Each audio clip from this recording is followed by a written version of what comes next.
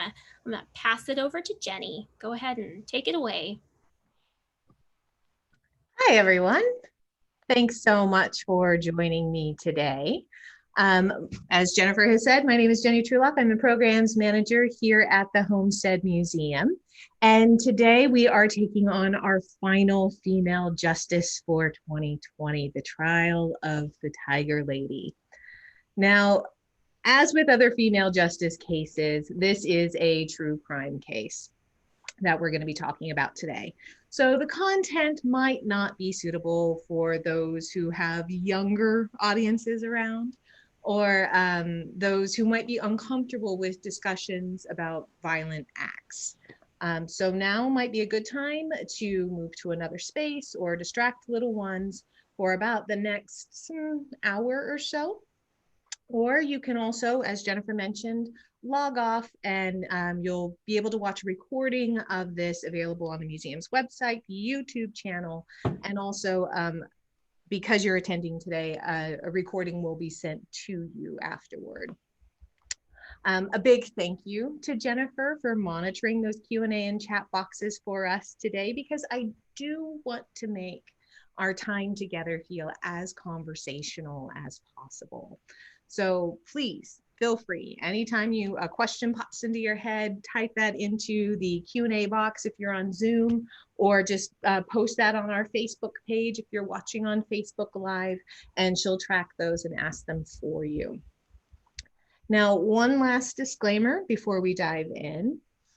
I'm not a lawyer, nor am I a legal historian. I do have a degree in history, and I have spent a tremendous amount of time researching legal cases that involve women, because my opinion is that often women's stories are kind of left out of the historical record. And I feel that this is just one avenue to understanding how women were treated in the legal system, but also how they were treated in other ways in our more recent past. Now, one of the struggles that there is with researching 19th and 20th century court cases in California specifically is that the majority of those court transcripts no longer exist. Some were lost in a fire, others were destroyed in an effort to conserve space, so that what only remains is the complaint, kind of a general what the trial was about, and the verdict. So I had to kind of piece the puzzle together in this particular story using things like newspapers of the day, magazines, also along with some assistance of modern day interpretations of this particular event. Now, because this particular case was considered to be extremely violent, and also because there are quite a few interesting twists and turns that happen in this particular story that we haven't seen in some of the other female justice cases yet.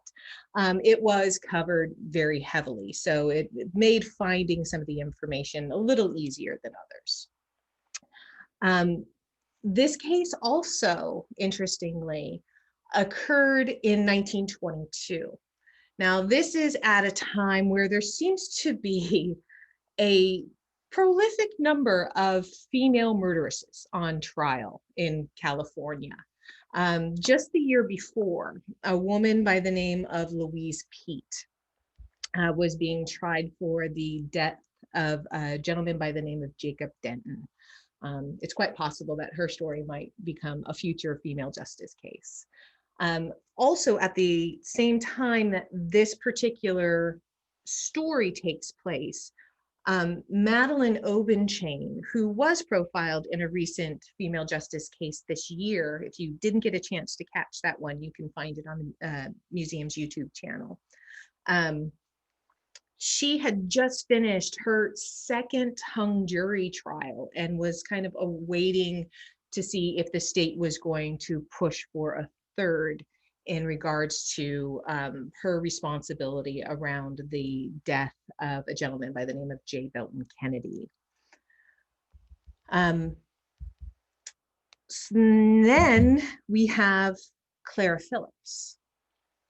But the interesting thing about this particular case is that the police didn't really know where to begin, it seems, with this particular story. So let's dive in at the beginning. A body is discovered. On July 12th, 1922, the body of a beautiful young woman is discovered on a dirt road in a kind of newer housing development in Montecito Heights. This is what was reported in the Los Angeles Evening Express on July 12th, 1922. Beautiful young woman slain on open highway. Identification of a pretty young woman who was brutally murdered in Montecito Road by a hammer fiend last night was being feverishly sought by a half score of detectives from Central and Lincoln Heights police stations, who are now working on the latest murder mystery. Because again, there seems to be this pattern of a lot of deaths, sensational murders taking place in Los Angeles. At least that's how the newspapers are portraying it. And it goes on to say that they believe that a clue had been secured that will aid them in identifying her. Well, it doesn't really seem like there was any real telltale clue that gave the police any direction of who this person was. I'm going to zoom in here so you can see this section of the paper a little bit better. The article then went on to talk about Mrs. Weiss. Mrs. Fred Weiss was the person who came across the body. She said that she was driving along the road at around 4 o'clock on July 12th, driving to the home of her father. And she didn't see anyone or anything taking place along the side of the road at that time. But when she was returning back on the road at between 4:30 and 6 o'clock, that is when she came across the body of a woman there. And this is going to be important because this will kind of play into our story in what happens in the trial. The article then goes on to kind of describe the position of the body, and also they mention that a broken handle of the hammer that was used by the slayer was found beside the body, but the head of the hammer was not yet found. This also will be kind of important to the telling of our story today. Now, the police that came on the scene did discuss how terrible the shape that the body was in. One police officer will later be quoted saying that the attack was so violent and the wounds so severe that it looked like the deceased was mauled by a tiger. The newspapers then kind of get a little poetic here in this last bit of the article, where they say the broken bushes beside the road bear mute evidence that the girl put up a desperate struggle before she was finally overcome by the fiend. After slaying her with blows upon the head, the man then knelt beside the body of his victim and choked her, leaving the marks of his fingers upon her throat. Then just before jumping into his machine, that's often how they refer to cars back then, the man hurled 2 heavy rocks at the body. So the police were, again, kind of at a loss. There was no identification with the body. They had no idea who it was. They had no idea what the motive behind the attack was. And they were also assuming that the killer had to be male, just because of the amount of violence that was on the body when it was discovered. Now, they may have been pretty stuck until this man shows up at the downtown police station on July 13th, the day after the murder. And he begins to unfold a pretty astonishing story. This man is Armour Phillips. He and his wife, Clara, had come to Los Angeles from Texas about 2 years prior. Clara's mother, Anna, and one of her sisters, Ola, had also come with them and were living with them in downtown LA. Now, Armour, it seems, kind of worked in a variety of different industries, always kind of as a salesman. He was currently working in the oil industry in Los Angeles at the time. Now, he was coming into the police station because he was notifying the police that his wife had just committed a murder. And this is the story that he told the police, according to the Los Angeles Times. She rushed into the house and cried, "Don't leave, don't leave." She became hysterical and shouted, "I've killed the one that you love best. You'll never see her again. Oh, I can't live without you."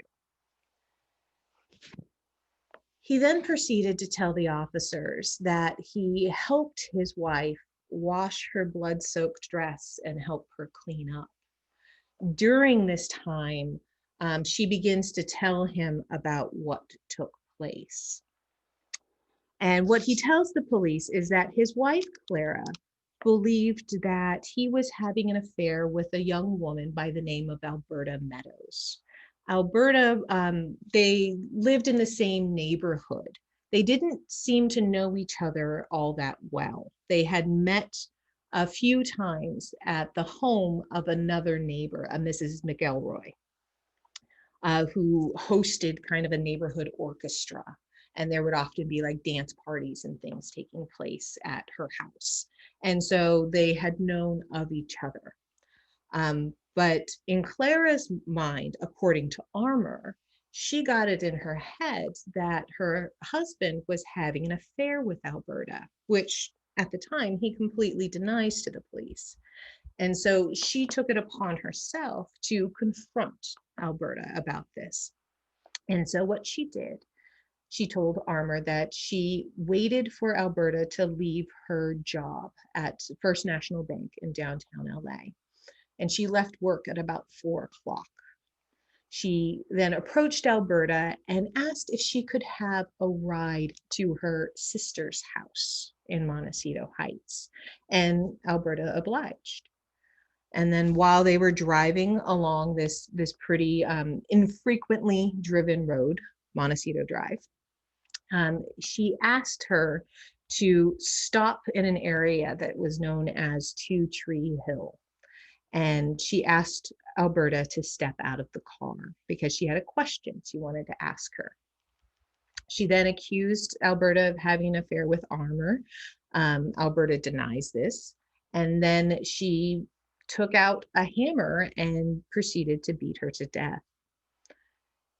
Now, Armour told the police that Clara did want to turn herself in, but he says that he wanted to protect her, and instead they decided to make a plan for her to leave Los Angeles.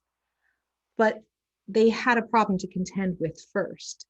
You see, Clara had actually driven Alberta's car to the Phillips home. This is a picture from the newspapers of Alberta's Ford coupe. They devised a plan to abandon the car way outside of Los Angeles. They actually drove the car to the Greek Theater in Pomona. Unfortunately, that amphitheater is no longer there. They would ditch the car there, and Armour would then take the two back in their car. But because of Clara's mother and sister living with them, they thought it was best to avoid going home. And so Armour ended up taking Clara to the Baltimore Hotel in downtown LA, where she then registered as Clara Jackson. And the last name Jackson, I think, was rather important to her because she had another sister by the name of Etta May, who at the time that was her married name, was Jackson. Now, along the way to the Baltimore, Armour tells the police that he had thrown the head of the hammer out the car window. He said he threw it into some bushes about a half-mile west of the El Monte Bridge from Valley Boulevard. He then said, he took his wife to the hotel But he was so angst-ridden over what was going on that he just spent the rest of the night walking the streets trying to figure out what to do next. In the morning, he says he returned to the hotel after he had borrowed $50 from a friend and put her, Clara, on a train bound for El Paso, Texas at 8:30 in the morning. Now, after seeing her off at the train station, I guess Armour started thinking about what he should do next. Or maybe he started to think about what would happen if the police did discover that Clara was involved in the murder and that he could be seen as an accessory after the fact. So what he did do is he did end up going to his lawyer and telling his lawyer everything first. And his lawyer told him, you got to go to the police. So after the police started to verify elements of the story, they found Alberta's car down at the Greek. They went to Alberta's father's home, Fred Tremaine, and asked him and his daughter, Genora, Alberta's sister, to come to the undertaking parlors to see if they could identify the body. Alberta wasn't living at home with her father at the time, so it wasn't uncommon that he wouldn't have seen her. So they identified the body as being that of Alberta. And they also the police went to talk with Clara's sister, Ola, to see if Clara had been home, which she informed him she had not. So they decided to contact the police in Tucson, Arizona, to see about having Clara removed from the train when it stopped there. So that way the Sheriff Trieger and his wife could get to Arizona to talk to her. Now, it's a really good thing, I think, that Armour came forward when he did, because later that evening on July 13th, another person came to the police station with information about the murder. And that was this woman here, Peggy Cathy. Peggy had been a friend of Clara. The two had met about 2 years prior when Clara had first come to California. The two women, I should say, were working in the chorus at a show at the Pantages Theater. And on the evening of July 13th, she came to the police station with her husband and stated, I saw Mrs. Meadows killed and I want to tell everything.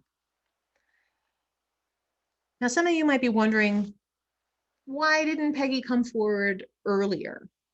For over 24 hours, the body of Alberta Meadows was sitting in this undertaking parlor. The newspapers had already printed up stories about this, and over 1,000 people had come through the parlor to take a look at the body to see if they could provide any information as to who this person was. Peggy told the police that she refrained from saying anything for two reasons. First, that her husband was up for a new job with an oil company in Long Beach. And if she was worried that if word got out that his wife was a witness to a murder, that he wouldn't get the job. So she kept quiet until he came home and said that he got the job, and then she told him everything, and they immediately went to the police. Her story about the attack was very similar to Armour's, except there were a few differences. The story that she tells the police is that actually the day before the murder, on July 11th, she and Clara had been out shopping, and that they stopped in at a 5 and 10 cent store where Clara wanted to buy a hammer. Now, this is going to become important to the trial after, in regards to who purchased this hammer. And then she also told the police that Clara stayed with Peggy in Long Beach on the evening prior to the murder, and that while they were together, Clara started to tell Peggy about her thoughts of her husband potentially having an affair with Alberta Meadows and how angry and upset she was and how she wanted to confront her. And the two women actually went to Alberta's home, but she wasn't there at the time. So they returned back to Peggy's house. And one other thing that she told the police that Armour had not was that on the day of the murder, both Peggy and Clara had actually been drinking in Long Beach. This is during Prohibition, so obviously Peggy didn't really want to tell the police this, and actually withheld this information from the original coroner and grand jury inquests. And it didn't come out until later in the trial that the two had gotten pretty drunk before they went to go confront Alberta. She also went on to tell the police about the viciousness of the attack, and especially Clara's demeanor afterward. This is how they reported it in the Los Angeles Times. I'm going to zoom in here. So in the Times, again, everything's kind of set up the same way that now the two of them, Clara and Peggy, had met up with Alberta outside of her work around 4 o'clock, that Clara had asked Alberta for a ride to her sister's house. They had taken this road in a very kind of obscure area, and that Clara had asked her to stop the car and get out and have a conversation. She then said that Alberta denied all of the charges of improper relations. Then Mrs. Phillips whipped out a hammer concealed beneath her cape, according to Peggy, and struck Mrs. Meadows on the head. The blow dazed her. She tottered and then began to run. Mrs. Phillips overtook her, and then when she came dragging the dazed girl back by the arm, Peggy said she thought that they had made up. When they got back to where Peggy was standing, the girl, Alberta, began pleading for her life. "My God, save me, help me, help me," the young widow cried to Peggy. Peggy claims that she stepped between Alberta and Clara, and that Clara shouted at her, "Don't you interfere, damn you, or I'll kill you." And then she again began to attack Alberta with the hammer, which finally knocked her down. And at that point, Peggy began to run. And she says that she ran and ran. And at one point, she stopped and looked back, and she saw Clara pounding on Alberta. A few minutes later, Clara is driving Alberta's car and catches up with Peggy on the road and tells her to get into the car. She then demands that Peggy wipe the blood off my face, and Peggy obliges using her handkerchief and cleans up Clara. Clara asks for Peggy's long white gloves so that way she can cover up her arms a little bit, and the two drive back to Los Angeles. Along the way, Peggy says, Clara said, "I'll do the same thing to any other woman who bothers my husband." And then she dropped Peggy off somewhere along Figueroa and Pico, I believe, and also threatened Peggy that if she said anything about this to anyone, she would kill her too. So who was Alberta? Who was this woman who was able to kind of prompt so much rage in Clara? This is Alberta Meadows. She was only 20 years old at the time of the murder. She was working in the currency department at the First National Bank in downtown Los Angeles. And sadly, she had also been a recent widow.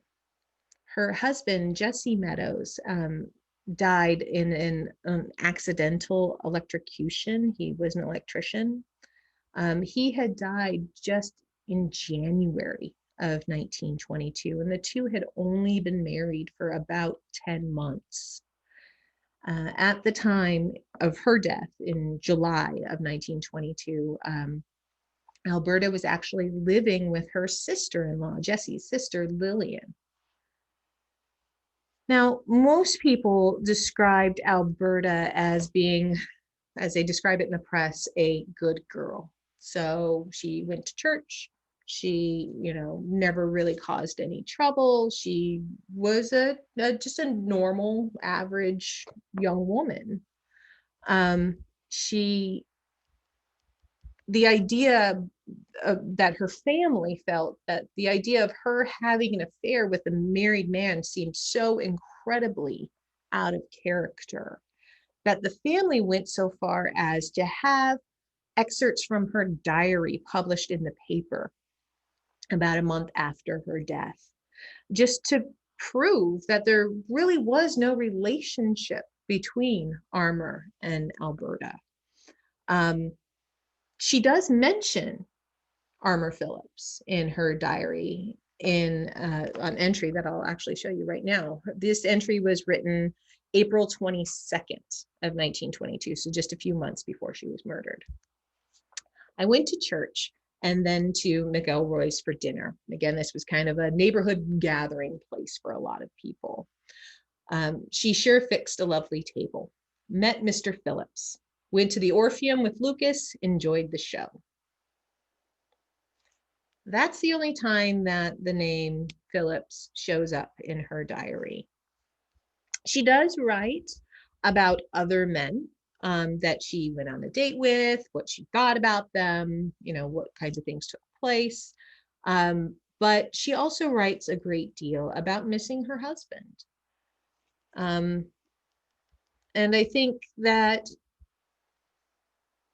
whether or not the relationship between Alberta and Armour, there isn't enough evidence really for me that shows that there was any meaningful relationship there.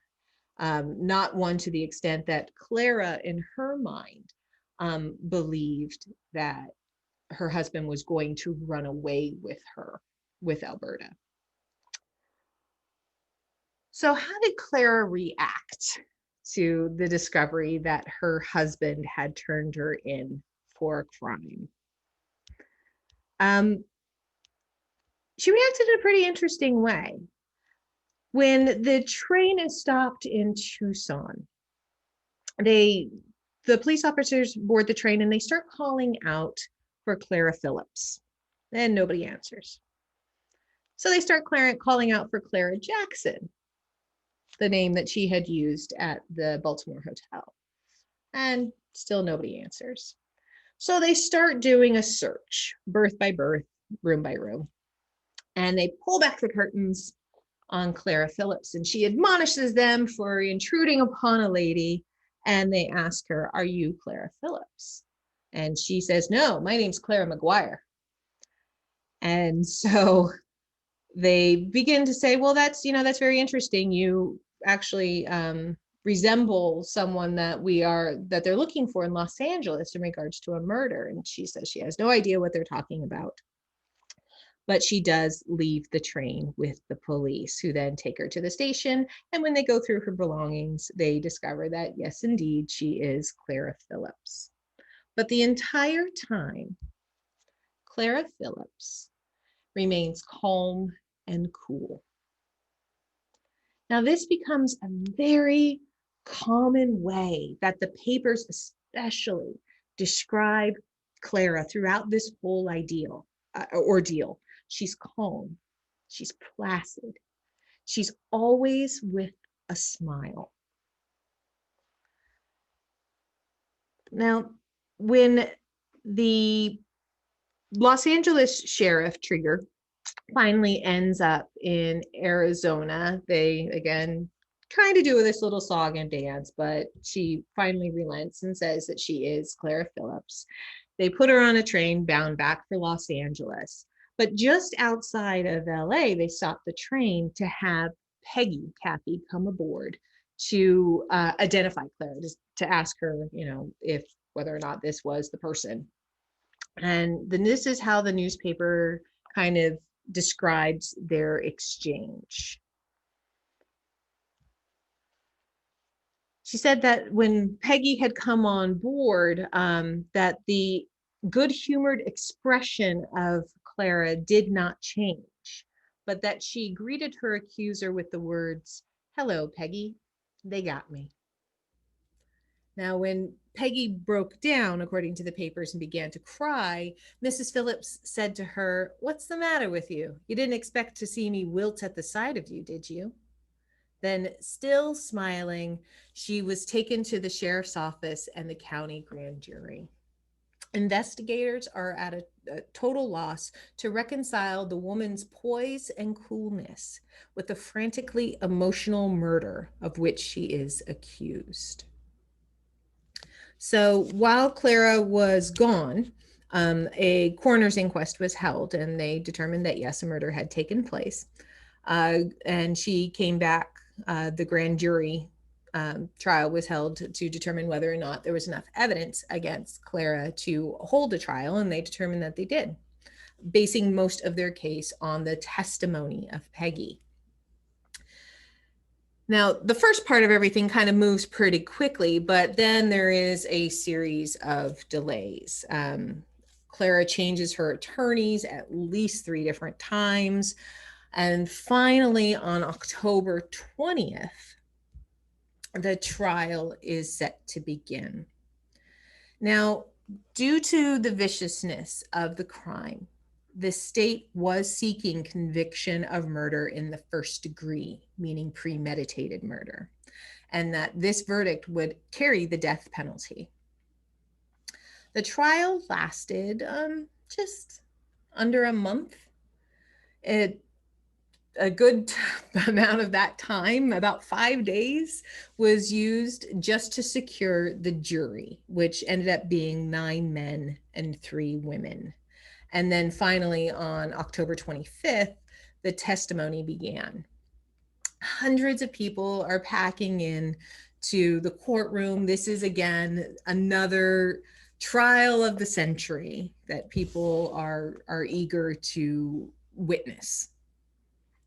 The first 2 days of the trial, the prosecution was kind of just setting the stage with testimony from Alberta's father, Fred Tremaine.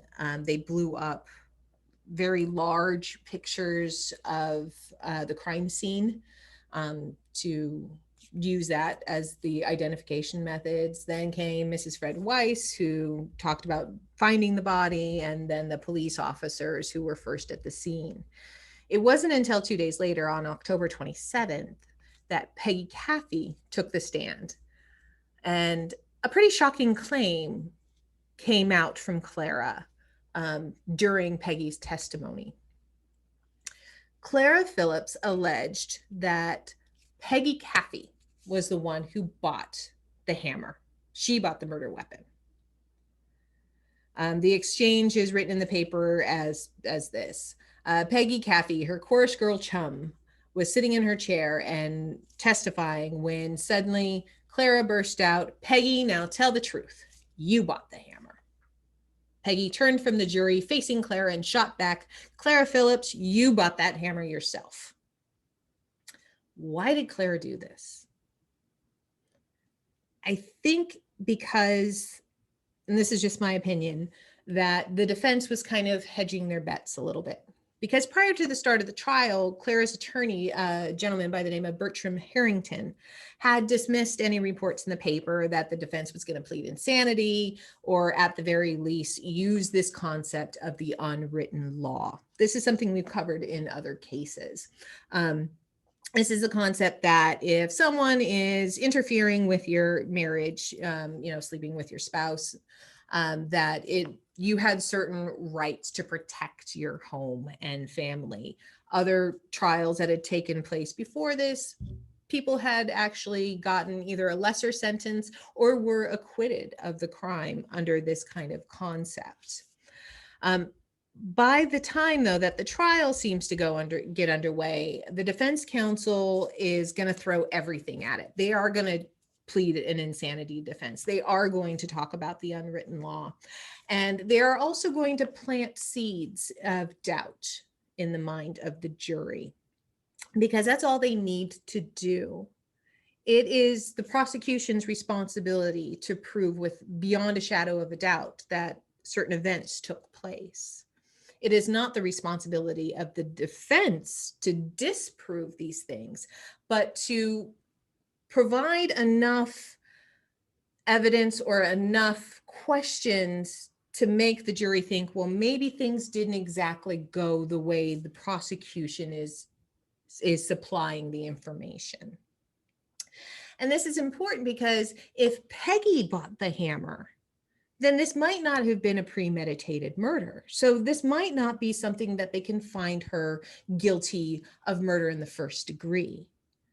Also, what was Peggy's involvement during the attack? Did she goad Clara a little bit the evening before? They both went to Alberta's house to confront her, but she just unfortunately wasn't home.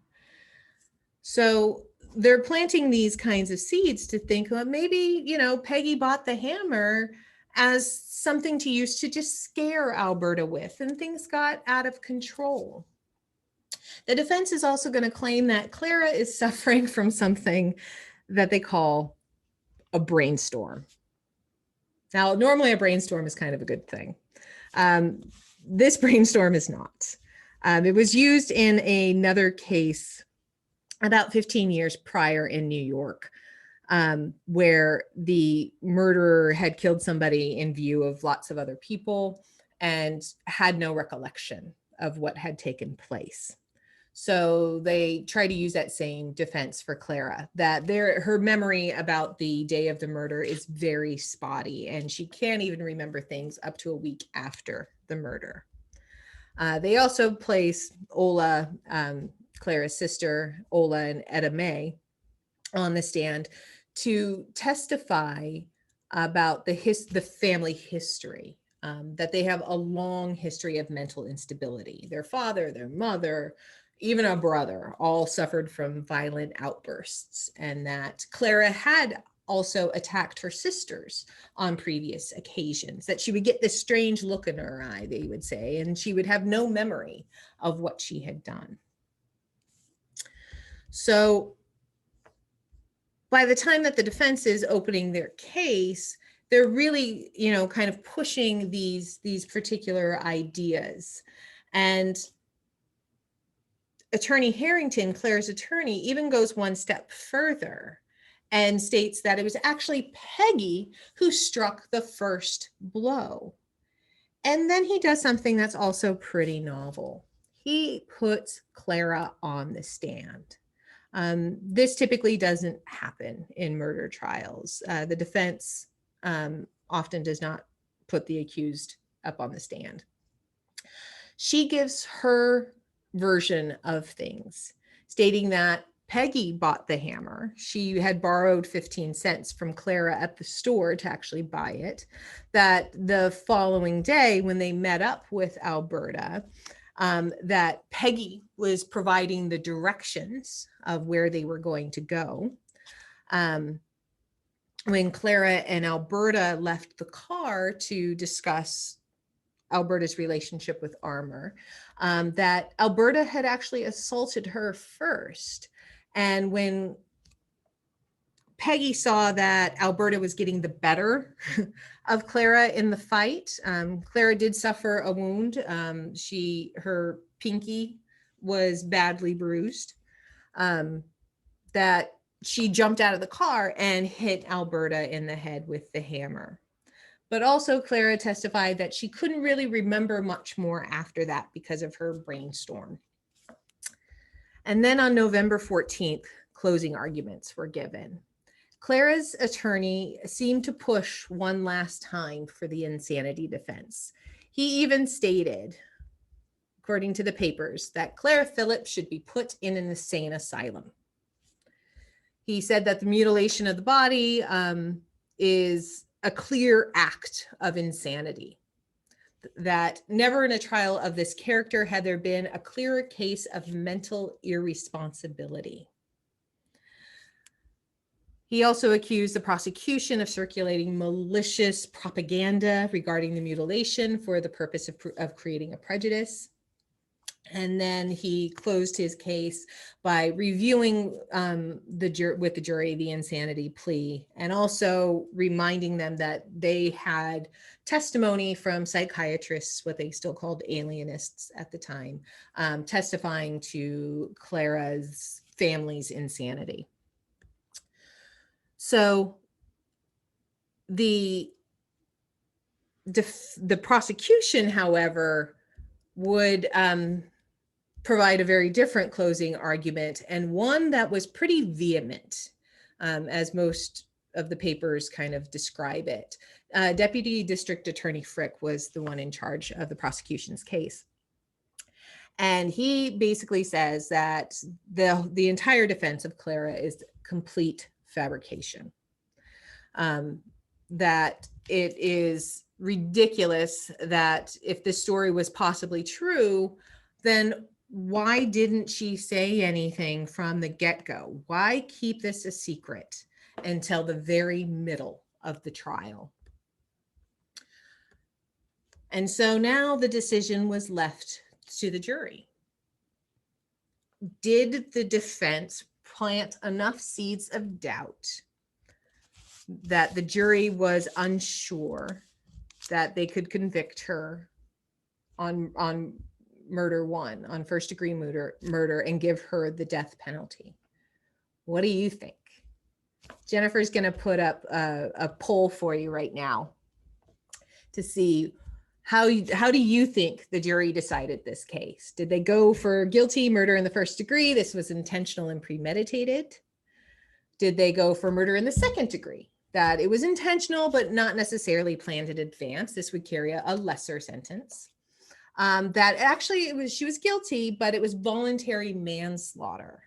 That this was more of a crime of passion, and Clara was under duress at the time of the murder. Was it a hung jury? We've seen this in other female justice cases where, you know, the question of finding a way to agree on a jury panel can be very difficult. And so there was another trial that had to be set. Or do you think that they decided not guilty and that there was a complete lack of evidence to provide, to prove beyond a shadow of a doubt that Clara was the guilty party? So we're going to give you just a couple more minutes, or a couple more seconds, I should say. Also, now's a great time if you have any questions to ask those.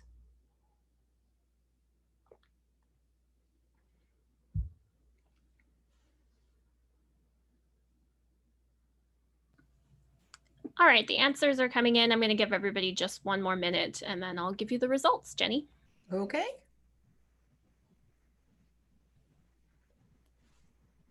All right, so last chance to vote, everyone.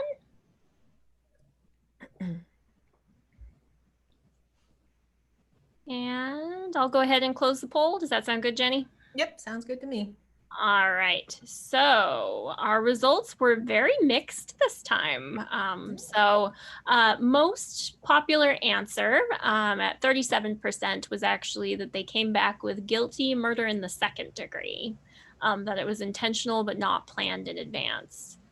Very close behind at 26% was guilty murder in the first degree, that this was intentional and premeditated.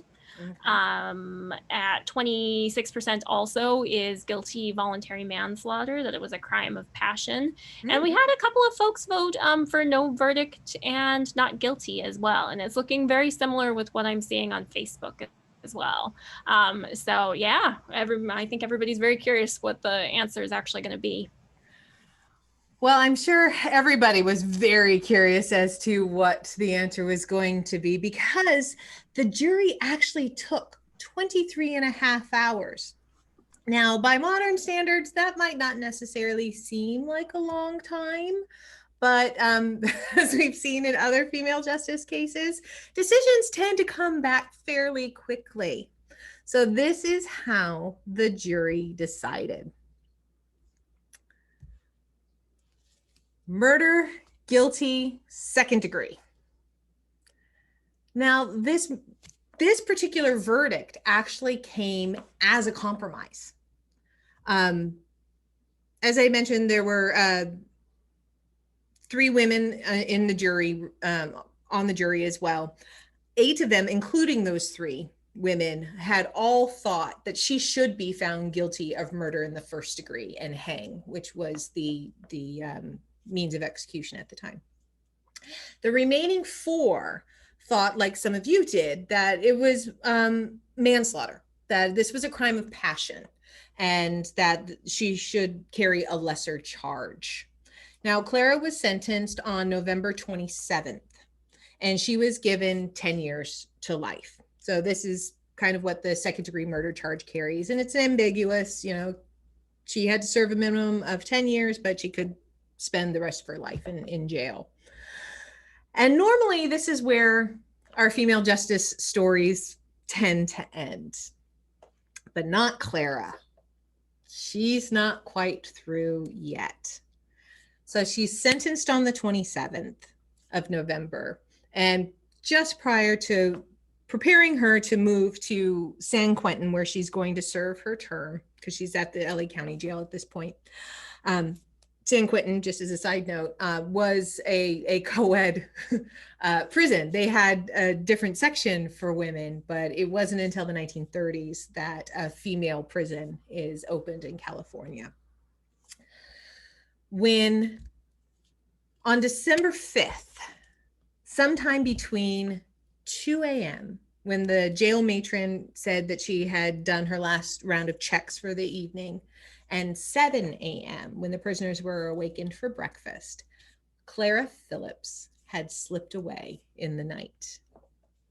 This is a photo from a magazine that shows the interior of Clara Phillips' jail cell. And you can see in this top section here, I'll zoom in so you can see that a little bit better, that a section of bars had been cut away. They had actually been sawed through.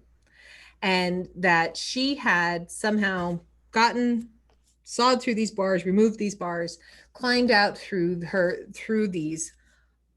Her cell was on the 3rd floor of the building, that she had crawled out the window and had taken a rope ladder down the side of the building. We'll zoom in here so you can see this. Crossed the roof of the adjoining building and had made her way down another little rope. Let's see if I can zoom in here. Come on, there we go. Down a rope there to what they believe was a waiting car in the alleyway. Now, the police had assumed that perhaps she would flee to Mexico. This is the daily police bulletin for Los Angeles for December 6th, 1922. And, you know, showing that she was wanted for escape at this point. So they sent word down to the border to kind of be on the lookout. But the police were pretty much stumped of how she got out and where she went. You know, they watched her husband, Armour, they watched her sisters, any close friends, they put protections on Peggy Cathy because Peggy believed that she was going to be murdered next. But there was no sign of Clara. There didn't seem to be any communication between her and her family. No one knew what happened to her. Can I jump in for just a second? Absolutely. Just ramp up the tension before we find out the next part. I did have a couple of questions come in, so I wanted just to shoot those at you real quick before we get further into the exciting escape. Okay. So we had one comment where somebody said, I believe Clara was under duress, but it was of her own creation from observing the actions of her husband towards Mrs. Meadows. Yeah. And then someone asked, do you think that the men on the jury had a difficult time sentencing a female to the death penalty during that time, during the 1920s? That's a really good question. Well, 5 of them did not.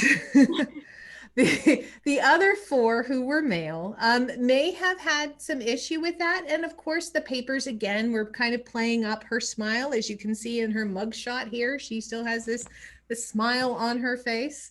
that she would often look over at the jury and smile. But this also tends to be described of a lot of accused women during this time. Are they flirting somehow with the jury to get a lesser sentence?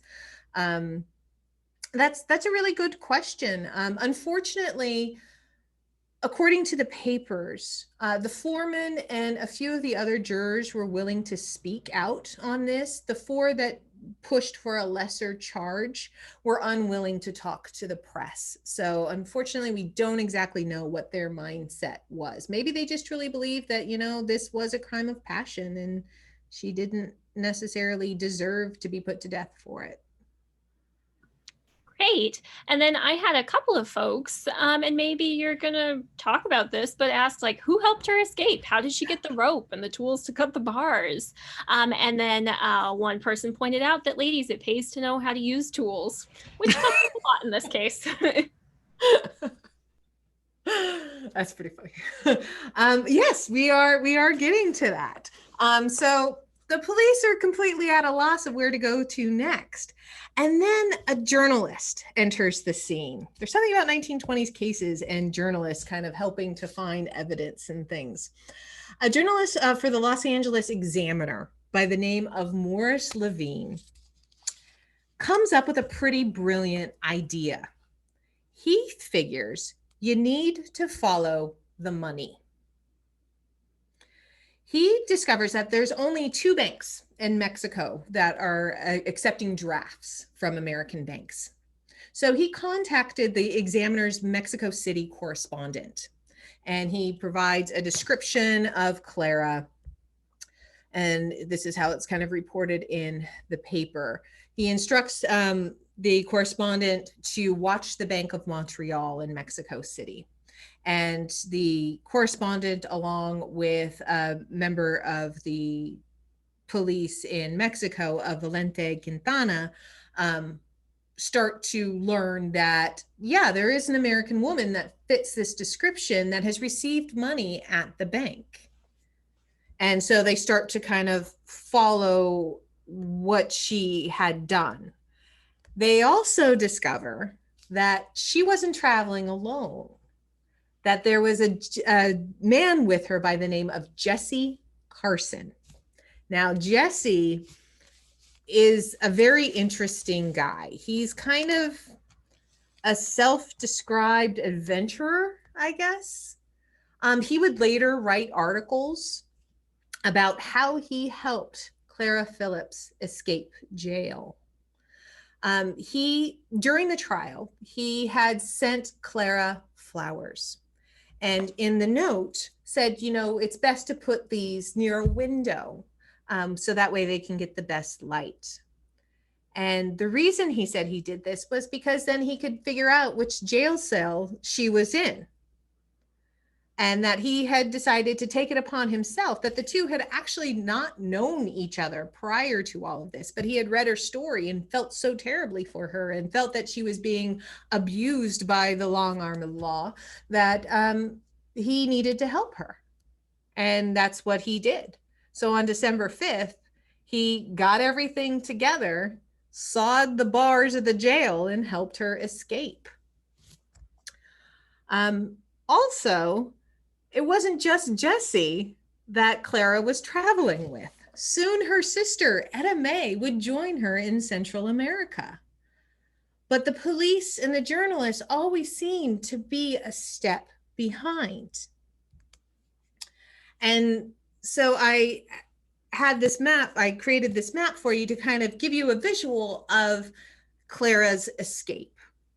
She will later tell the police that when she escaped on December 5th, that Jesse had taken her to a house off of Whittier Boulevard, and that she stayed at this house until after the new year. So she stayed in Los Angeles about a month after the manhunt started.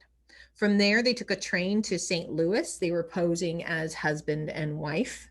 And then they took another train to New Orleans, where she stayed for about 9 days until a ship came in that they took from New Orleans to Veracruz. And then they made their way to Mexico City, where they stayed for a few months. Now in Guatemala City, in Guatemala, that's where Etta Mae seems to have joined her. There are reports of a brawl taking place that involved 2 American women and a man that were reported back to the police in Los Angeles. And then they went to El Salvador and then eventually Honduras. Now, in Honduras, there is another fight that seems to break out between Jesse, Clara, and Etta Mae. Jesse is very resentful that Etta Mae is there, it seems, and so they get into this pretty terrible argument and the police are called. And so now they are all being detained. This is great news for the Los Angeles police, and they actually send out Morris Levine, the journalist, to go and identify her to make sure that it is actually Clara before they send their resources out. And he writes back and says, yep, it's definitely Clara, and you need to file extradition papers. And so they file the extradition papers, and Under Sheriff Eugene Vasquez and his wife end up leaving for Honduras, arriving on May 18th. Now they kind of hang out in Honduras for a while because the extradition papers are not coming. And this really begins to worry the undersheriff, because if he can't get her extradited, he knows that she has sympathetic followers in Honduras. And he's hearing that she may be released from jail very soon. And so according to him, I came across an interview he had done for a magazine called True Detective Magazine in the October 1930 issue. This is what he says he told Clara. So that's a photograph of the undersheriff there. Clara, I said, it is all a matter for you to decide after all. It is true that you have friends here with influence who are bending every effort to help you, but they are doing it for a purpose. If you accept their favors, they will exact a price in your return. If you remain in this country as a mistress of some influential man, you will soon find yourself discarded and in a worse position than if you had returned to California and to prison. You had better return to California with still the hope of appeal and preserve your self-respect. You can do this by waiving extradition. And this is how he said Clara responded. Well, she said in a tired voice, I have made up my mind. I will waive extradition and return to Los Angeles with you on one condition, that you will not throw any stumbling blocks in the way of my appeal or oppose any effort I may make for parole should I have to serve my time in prison. And so since Clara decided to waive extradition, he was quickly able to get that paperwork completed and put her on a ship bound for the United States. So this is actually a picture of Clara on that ship in the middle there. That's her sister, Etta Mae. And that is the undersheriff's wife in the glasses next to her. Now, one thing that the sheriff might have neglected to inform Clara about while she was on her flight was that her attorney, Bertram Harrington, had actually passed away suddenly in April. And he had done so without filing an appeal because nobody knew where Clara was. Also, the window for filing an appeal had closed. So she would not be able to file an appeal to the verdict. And they did not inform her of this news until she reached Los Angeles. They quickly took her to San Quentin, and she began serving her sentence on June 2nd, almost 7 months to the day after her escape. Can I ask a quick question, Jenny? Absolutely. All right. So we have a question about what was her husband doing all this time? That's a really good question. Armour was doing a whole lot of nothing, it seemed. He really did not seem to know anything about any of this. The money, it seems, that was being wired to her was coming from Texas. So somehow word was getting back to her family that this is where she was. Somehow Etta May had discovered, without the police knowing, that she was in Central America. And so Armour, however, seems to be completely at a loss. Maybe she thought, he turned me in once, I'm not going to tell him anything. Great. And that actually kind of leads me to my next question. So someone else had asked, so did Clara or somebody else in her family have a criminal history? Because a lot of this seems very like hard boiled, like somebody who has criminal experience. She's making a lot of sort of smart escape choices. That's a very good question. Not that I was able to find in her family. Armour, however, is going to have a pretty interesting legacy of his own, which I can dip into in just a moment. I want to kind of wrap up with Clara here. So Clara is now held up in San Quentin beginning in 1923. There is a change in the laws regarding second-degree murder in 1927, so that parole requests can start to be asked after 5 years of serving their term of that 10-year sentence, 10-year minimum. So Clara begins to seek release from prison as early as 1929, and she is asking for release every year. This is kind of a neat image, I thought. Let me just highlight a section here for you so you can see her name a little easier. Let me find her again real quick. So I'm going to zoom in. This is a census report, the 1930 census for San Quentin. And you can see Clara Phillips is listed there. She is also listed as working in a dental office there at the prison. So she kind of learns, I guess, some dental technician work during her time. She continues again to ask for parole every year, and every year she is denied. And then in June of 1931, the parole board decides to fix her sentence. So instead of this ambiguous 10 years to life, they fix her sentence at 30 years with credit for good behavior, which would put her at 18 years and 2 months. So again, in 1932, she asks for parole again. And this time it's denied because while in San Quentin, she starts to have a relationship with a male prisoner there. And so the parole board doesn't look too fondly on this. And then in 1933, she and about 125 other female prisoners were removed from San Quentin to Tehachapi, where the first female prison in the state is built. But then in 1934, Clara is finally granted parole, and it's set for June 17th, 1935. She would serve 12 years and receive 6 years of probation.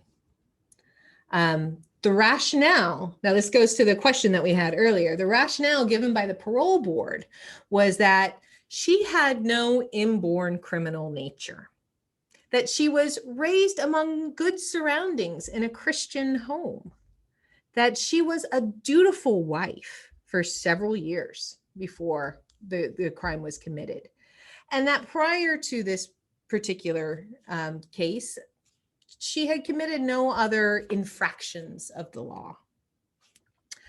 Also, they believe that the crime for which she was convicted,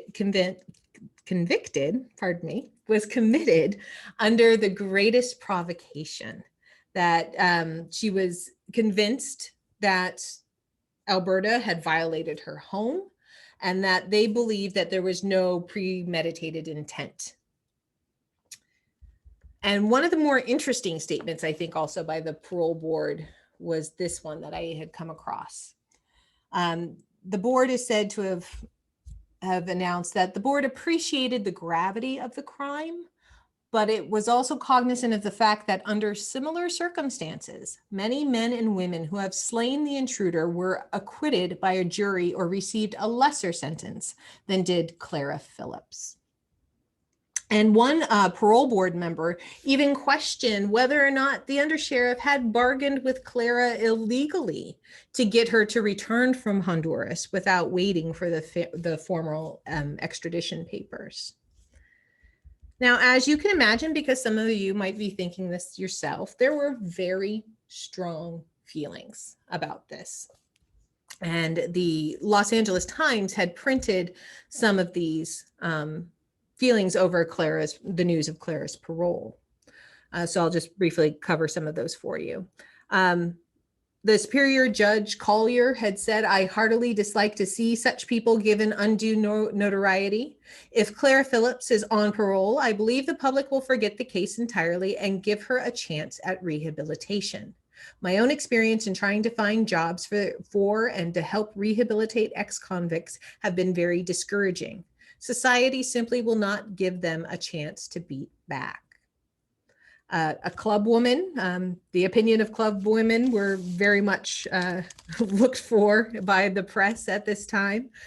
Mrs. John D. Frederick said that the ordinary woman doesn't know whether it's right or wrong for a particular prisoner to be paroled. As taxpayers, we hire people to determine the facts for us. If they decide that a person is entitled to parole and we do not agree with their policy, we should attack them and not the prisoner. As to the prisoner, we should allow them to come out and make an effort at reestablishing themselves without interference. So some people thought, well, the parole board has decided that she has done her time and everyone should just leave Clara alone and let her get on with her life. Others, however, had stronger opinions. District Attorney Fritz had said that to him, the parole of Clara Phillips is a very serious mistake. I have been in the district's attorney office for 12 years, and I never knew of a more cold-blooded murderer than the hammer slaying of Alberta Meadows. Clara Phillips was tried and convicted of the crime. Her original sentence was fixed at 10 years to life imprisonment. The prison board fixed her term at 30 years. If a woman convicted of such a crime can walk out of prison in 12 years, that fact alone must arouse dangerous hopes and ambitions among thousands of criminals now behind the bars. Superior Judge Burnell said that the parole of Clara Phillips is just another indication that under California law, a sentence to life imprisonment does not mean what it says. Her sentence was fixed at 30 years. She got out in 12 and is under 6 years probation. The figures do not reconcile themselves. So what's your opinion? Did she serve enough time? Is 12 years enough? Jennifer's going to put up another poll. Yes, some of you might think the reasons given by the parole board do seem reasonable. Or no, Clara was given a fixed sentence of 30 years and she should have served that amount of time. Or maybe you're not too sure. Maybe you can kind of see both sides of things. Ask a couple questions if that's okay while Absolutely. we're waiting for the polls to come back. So we had a question about the adventurer, Jesse. I can't Carson. remember. Yes, thank you. What happened to him? Well, they left him in the Honduran jail. He was also being detained because, again, he seemed a self-described adventurer. The Honduran government was concerned that he was trying to start a revolution in Honduras. And so they decided not to extradite him back to the United States, that he would kind of be left in Honduras. He was eventually released and kind of made his way back to the United States. He kind of, got a little minor celebrity in the 30s, kind of writing about, his time with Clara and things like that. But then he kind of fades away from history. Excellent. All right. And then we had a question about Mrs. Meadows' family, and if we know anything about what they, thought about this whole process, and this, especially the parole. Fred Tremaine, well, just the jury verdict alone, he was incensed. He really thought that she deserved the death penalty, that his daughter had done nothing to her, and that it was her own kind of fantasy that all this that took the life of his daughter. So he was devastated by this. Unfortunately, he had passed by the time she was paroled. His Alberta's sister was still alive, but I don't think she commented to the press on her thoughts about the parole. Okay, great. And I'm going to go ahead and end the poll then, because it looks like we've kind of had everybody vote who wants to, and I'll go ahead and share those results. The most popular answer at 62% is that no, Clara was given a fixed sentence of 30 years and she should have served that amount of time. We did have some folks say yes, that the reasons given seem reasonable, and also a couple who just weren't sure. And that also is reflected on Facebook as well, and the answers that everyone's giving. Okay, great.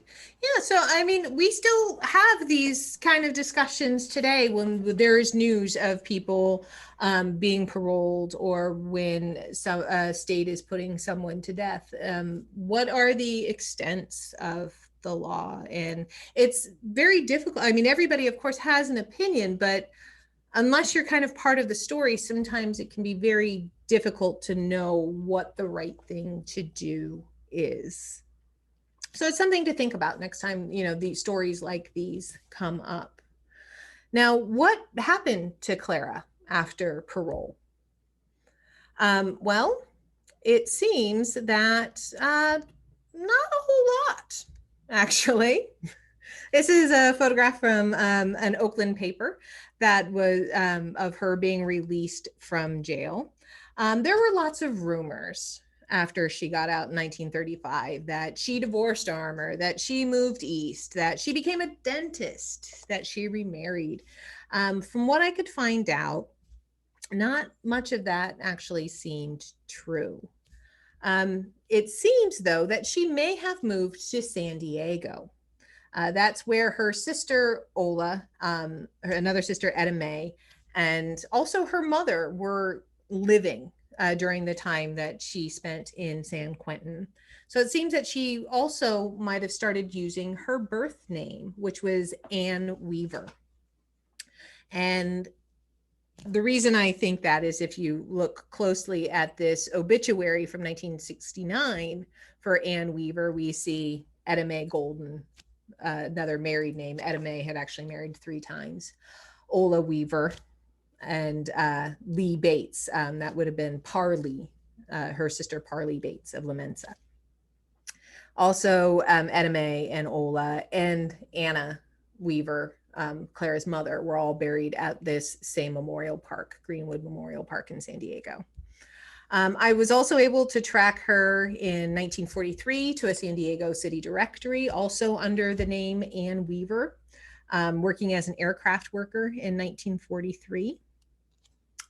It does seem that Clara died June 21st, 1969, and was buried on what would have been her 75th birthday. So this is actually the death certificate. And if I zoom in here, you can also see the name Etta May Golden again. And the last known employment for Anne Claire Weaver was as an inspector at the People's Cannery, a fish cannery in San Diego.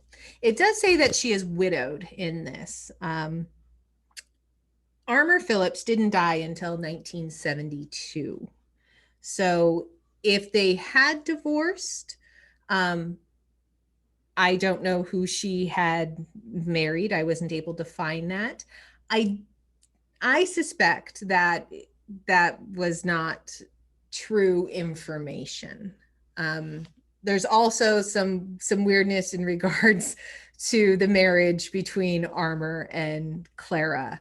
They were married in 1913 in Texas.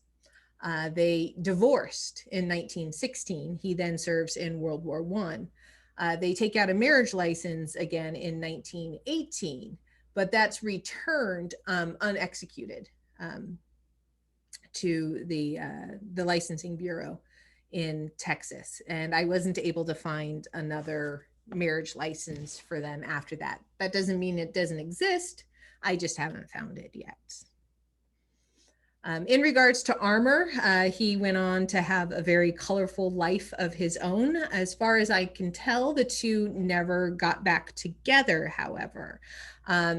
While she was in San Quentin, Armour is arrested for everything from speeding to running a fake film school to breaking prohibition laws. He was fined there. Later, he is tried for grand theft.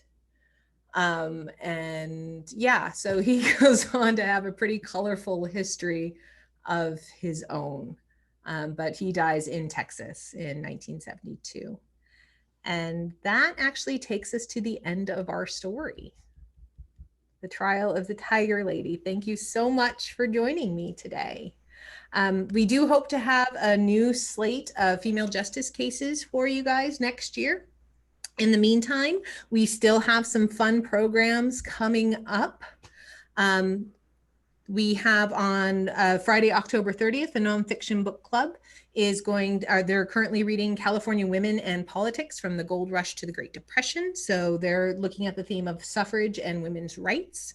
On Saturday, October 31st, we are hosting our very first online escape room game experience, the Anachronic Escape 1928. So that should be a fun game. So if you want to give it a try, please take a look at our website and you can sign up. There will be 2 game times to play that. On Sunday, November 15th, we are hosting Everything But the Turkey.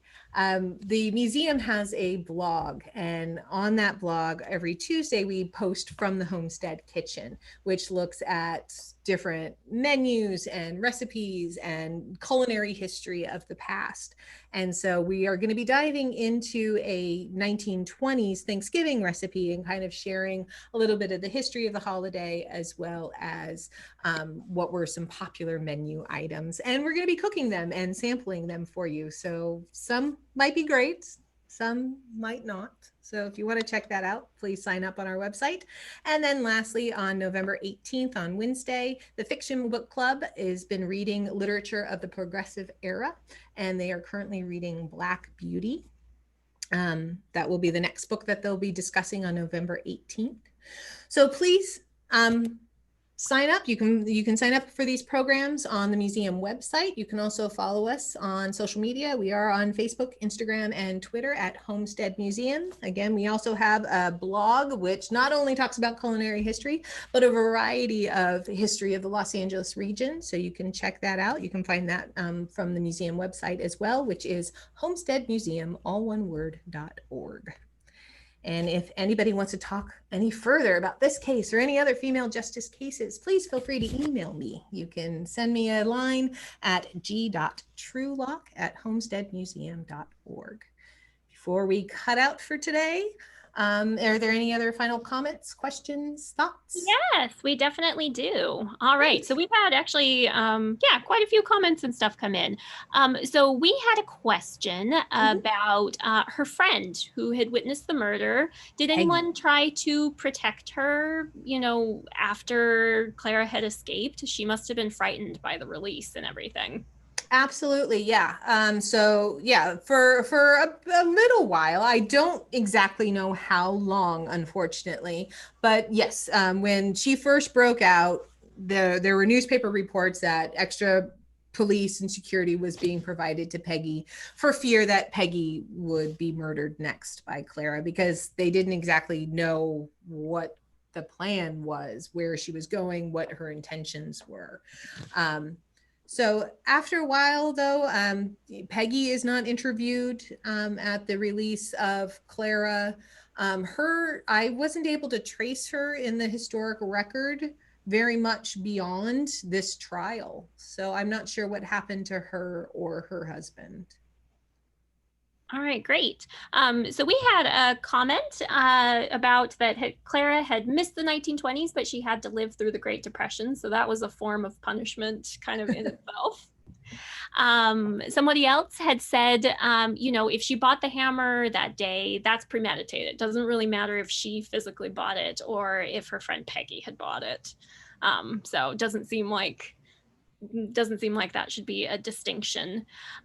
We had another comment about, I think it was about the interview that the women's club person had given, saying women thinking isn't our business, we pay people to do that for us, is basically what that person must have been saying. That's, yeah. Well, and also, she goes by her husband's name also in the paper. So it's a different time. yeah.